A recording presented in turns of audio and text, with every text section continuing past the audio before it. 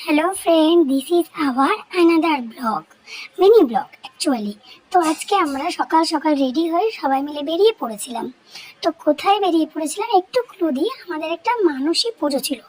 মানসী পুজো মানে তো একটা প্রবলেমের জন্য আমরা মানত করেছিলাম, তো পুজো দিচ্ছি। কিন্তু এটা আমাদের একটা অনেক দিনের ইচ্ছা ছিল যে আমরা যাবো পুজো দিতে। এখানে আমরা সব জায়গায় মোটামুটি গেছি, বাট এই জায়গাটা আমরা এখনো যাইনি কোনোদিন।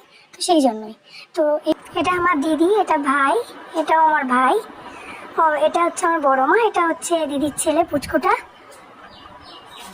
তারপরে এটা হচ্ছে আমার বৌদি, এটা হচ্ছে আমার মা। আমার মা এতটাই লজ্জা পায় যে ভিডিওর সামনে মানে মুখই দেখাবে না।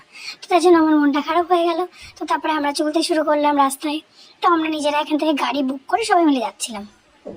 তো যেতে যেতে হঠাৎ করে এই বৃষ্টি, কলকাতার রাস্তায় বৃষ্টি কার না ভালো লাগে। গিয়ে ভিজতে না হয় রীতিমতো টেনশন হচ্ছিল। তো আমরা এই করতে করতে অ্যাট লাস্ট পৌঁছেই গেলাম। তো গাড়ি থেকে নেমে পড়েছি। তো একটা কথা বলে দিই, সবসময় শুধু তোমরা আমার থোবড়াটাই দেখতে পাচ্ছ, আর না হলে আদার্স।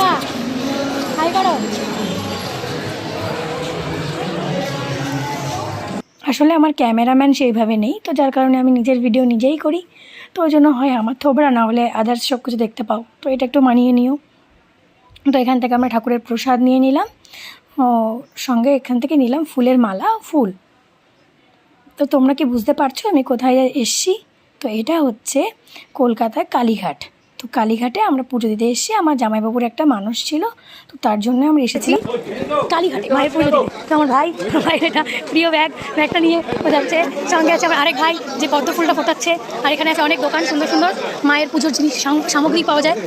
তো আমরা এখান থেকে যাচ্ছি। আমরা পৌঁছে গেছি মায়ের মন্দিরের গেটে।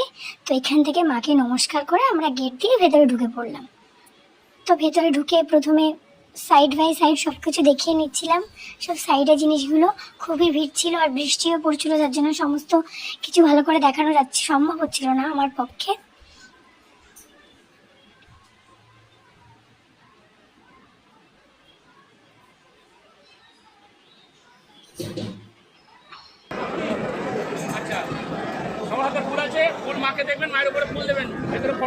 তারপর লাইনে বোরিং হচ্ছিলাম, তাই সবাই মিলে একটু ভিডিও ফটো তুলে নিলাম।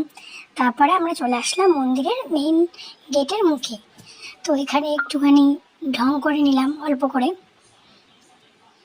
তারপরে মন্দিরে আমরা লাইন খুব কমে পেয়েছিলাম, যেহেতু বৃষ্টি হচ্ছিল, তো লাইন অল্প ছিল। এটা হচ্ছে আমার দিদি, মানত ছিল ঠাকুরকে শাড়ি এবং নিজের দোকানের শাড়ি দিয়ে পুজো দেবে, তো শাড়ি নিয়েছিল। আর ভিতরে ভিডিও অ্যালাউড নেই, যার কারণে মন্দিরে পুজো দিয়ে বেরিয়ে গেছি। এটা বাইরে মন্দিরের পুজো দেওয়া কমপ্লিট।